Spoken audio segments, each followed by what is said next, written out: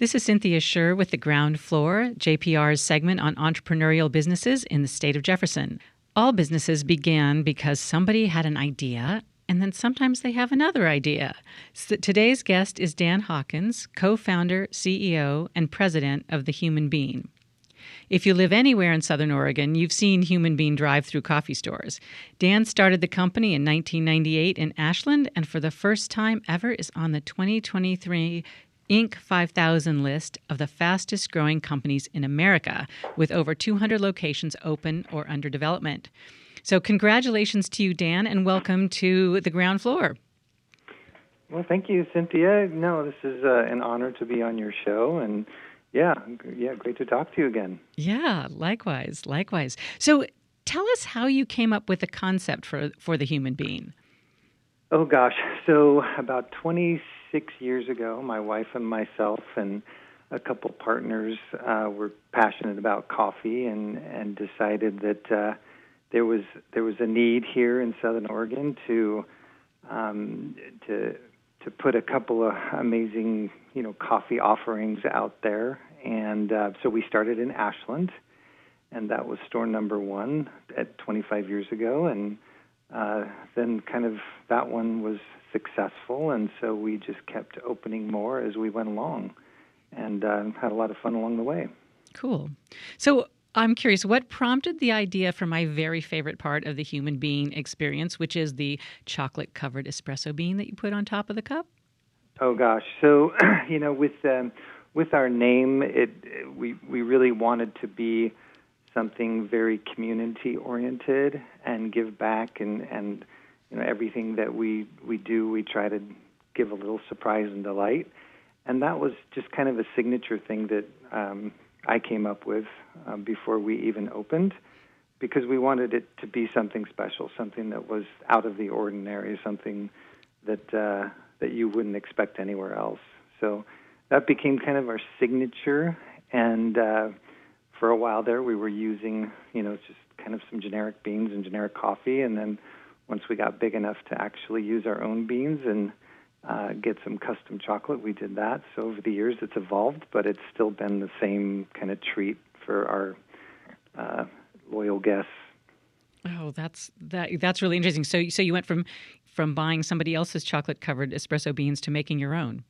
Exactly. Mm-hmm. Yeah, we actually send our roasted coffee up to a chocolatier, and they cover them, and that's what they are today. Well, let's talk about your coffee for a minute. It says, on your website that you source coffee sustainably. What does that mean for a company that I'm guessing buys an awful lot of coffee beans? Yeah, we do. So, like the website, there's a kind of a stewardship tab if you had a moment to check that out. But mm-hmm. we do what we can to give back to the coffee communities. We actually did a 3-year project in Colombia where we actually built some what they called sanitary units, but really they were just bathrooms and little septic systems for small family farms. Mm-hmm. And so, where there was really just kind of very archaic facilities, we upgraded those, and actually we went there and toured some of them, and it was really delightful to see how much pride and appreciation these small family farms saw in these little sanitary units that we were able to provide. And so we try and do that, whether it's we've supported a school in Costa Rica and did a well in Tanzania. So depending upon what we've got going on and where we're buying coffee from at any given point, that's how we try and give back. Mm-hmm. So you're doing some sort of infrastructure development in many ways, along with helping the local economies. Yeah, we sure did that on the Columbia project. So yeah, that was it was pretty amazing, and it actually kind of creates some loyalty as far as the farmers and our relationship being able to purchase their green. Mm-hmm. So it's really a win-win when it comes to kind of those give backs and those relationships with the farmers. And is it? There's certainly coffee has boomed in America in the last 20 years, do you have to compete with other, say, a Dutch Brothers or a Starbucks when you're sourcing beans? Yeah, absolutely. It's a very competitive environment. Not only are green beans being purchased for the United States, but all over the world. So yeah, there's always competition, but I think that is good for the farmers because that just kind of bumps their prices. So yeah, just like anything else, whether it's upstream at the green coffee level or downstream, on the retail street, it's all friendly competition. The coffee industry is full of really encouraging people, and where one might see it as a bunch of competition, a lot of us in the industry see it as the high tide lifting all ships. Yeah, you can call it competition, but we kind of don't really see it that way. I think there's room for all of us. And I understand that Human Bean operates on a franchise model, and that you have stores really all over the United States. Are there specific geographic locations you target for expansion, or does that depend on the interest and drive of the franchisees? Yeah, the latter. That's a good question. So yeah, usually we open stores where franchisees are located. So we partner with people that are in markets. Sometimes they're small family entrepreneurs that just want to open one store.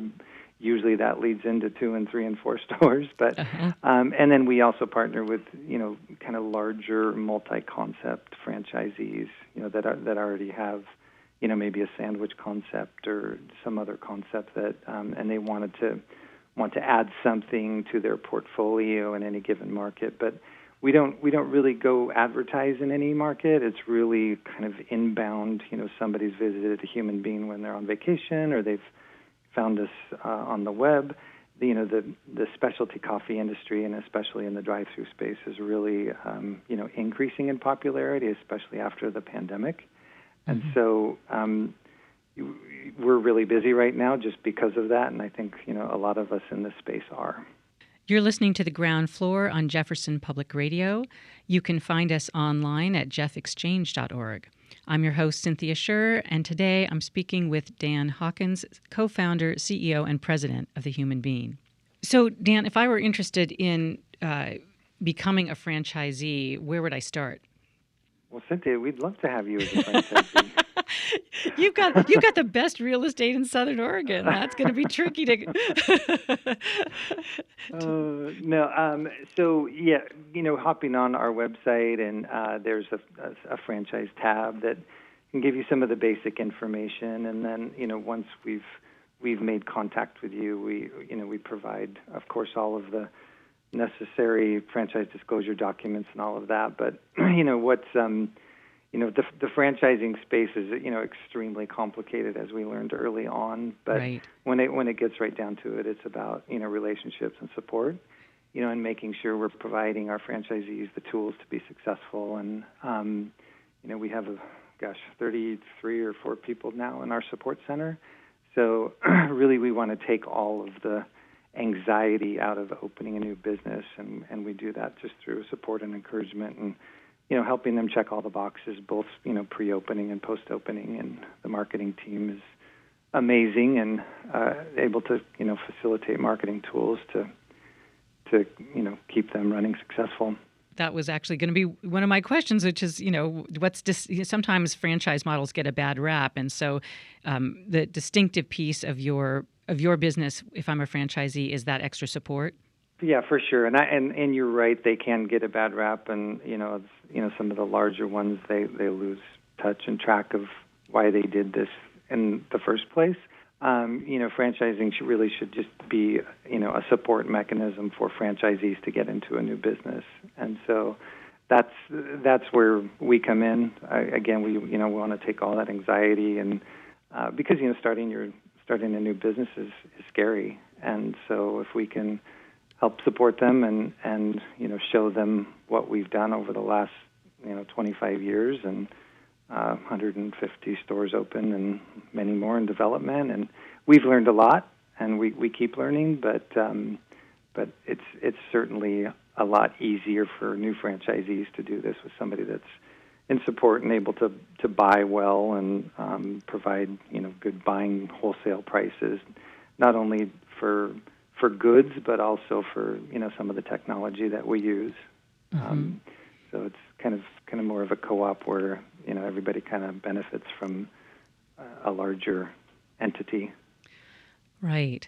So you mentioned that starting a new business can be scary. When you were starting your business, was there anything in particular that was a oh no kind of moment? What were any of your panic moments when you were starting your business? Yeah, I mean, it was, drive-through coffee, drive-through without, dining was, still fairly new 25 years ago. Right. And so it was a fairly new concept, and, we did all the wrong things and turned in 401ks and got, took money out on credit cards and, scratched and clawed to open the first one. Equipment was all leased, so we didn't own it. So it, all of those big leaps of faith that you take when you do that. But and of course we stubbed our toe along the way multiple times with picking the wrong equipment or the wrong credit card provider or wrong point of sale technology. But you just learn over time, and you partner up with the right people, and so there wasn't any really one thing that was a burden or a huge roadblock. It was just a whole bunch of small things that you just put your head down and grind through and hope it works out in the end. Grinding through, no pun intended. Yeah, exactly. Hey, I saw that you've got Coffee for a Cure coming up on October 20th. Tell us a little bit about how you started that effort and just what that entails and how many of the human beings that entails. Thank you for mentioning that. So it actually started with Hurricane Katrina way back when. Oh, really? We after the hurricane, we were all just sitting around just going, gosh, we have to do something. What can we do? And so we did the Give Back Day. And then, once we had done that, and gosh, it was amazing, the results. But what also was amazing is, people want to participate. They want to give. Sometimes they just don't know how. And so Coffee for a Cure is where all of the sales for all beverage and food items goes directly to a local breast cancer center to either provide low-income mammograms or after diagnosis care. And so we've done that, gosh, I think it's our 16th year now. I'm maybe off a year or two, but it's been fun. It's really our kind of our signature give back. We do 3 others throughout the year that are a lot of fun, but Coffee for a Cure is kind of our main one that really produces a lot of help where needed, and it's all local, and all stores participate, so all 150 stores are involved in that. So when you say local, you mean the money that's raised by that franchisee stays in their community? Exactly. Got it. Yeah, like here in the Valley, we go half to Providence and half to Asante's breast care centers. Well, it sounds like the human being is taking care of all the human beings, and I know that's the pun you guys use as well. But it sounds like you've got both the morning coffee with a lot of give back and social responsibility involved as well. Yeah, it's we've really been blessed with amazing partners, and our customers are awesome, and so kind of it is a community of all of us trying to make the world a little better. Thank you so much for being our guest today on The Ground Floor. We've been speaking with Dan Hawkins, co-founder, CEO, and president of The Human Being. And that was Cynthia Scherr. You can find that program and more on our website at jeffexchange.org or anywhere you download your podcasts.